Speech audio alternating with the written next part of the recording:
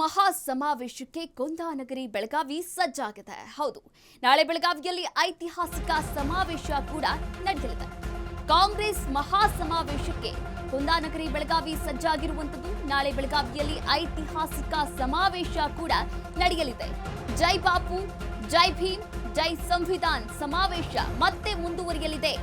ನಾಳೆ ಇಡೀ ದೇಶಕ್ಕೆ ದೊಡ್ಡ ಸಂದೇಶವನ್ನ ರವಾನೆ ಮಾಡುವಂತಹ ಸಮಾವೇಶ ಇದಾಗಿರುವಂತದ್ದು.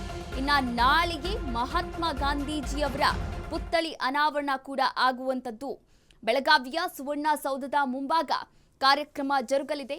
ಗಾಂಧೀಜಿ ಪುತ್ಥಳಿ ಅನಾವರಣವನ್ನ ಕೂಡ ಮಲ್ಲಿಕಾರ್ಜುನ ಖರ್ಗೆ ಅವರು ಮಾಡಲಿದ್ದಾರೆ. ಹಾಗೆ ಸುರ್ಜೇವಾಲಾ, ಸಿಎಂ ಸಿದ್ದು, ಹಾಗೆ ಡಿಸಿಎಂ ಡಿಕೆ ಶಿವಕುಮಾರ್ ಅವರು ಕೂಡ ಮತ್ತಿತರರು ಭಾಗಿಯಾಗಲಿದ್ದಾರೆ. ಬೆಳಗಾವಿ ಮತ್ತೆ ರಾರಾಜಿಸ್ತಾ ಇರುವಂತದ್ದು ಕಟೌಟ್ಗಳಿಂದ. ಇನ್ನು ನಾಳೆ ಕುಂದಾನಗರಿಗೆ ಕಾಂಗ್ರೆಸ್ನ ಅತಿರಥರು ಆಗಮಿಸ್ತಾ ಇದ್ದಾರೆ. ಕಾರಣಾಂತರಗಳಿಂದ ನಡೆಯಬೇಕಿದ್ದಂತಹ ಕಾರ್ಯಕ್ರಮವನ್ನ ಮುಂದೂಡಲಾಗಿತ್ತು. ಆದರೆ ನಾಳೆ ಈ ಒಂದು ಕಾರ್ಯಕ್ರಮ ಮತ್ತೆ ಮುಂದುವರಿತಾ ಇರುವಂತದ್ದು.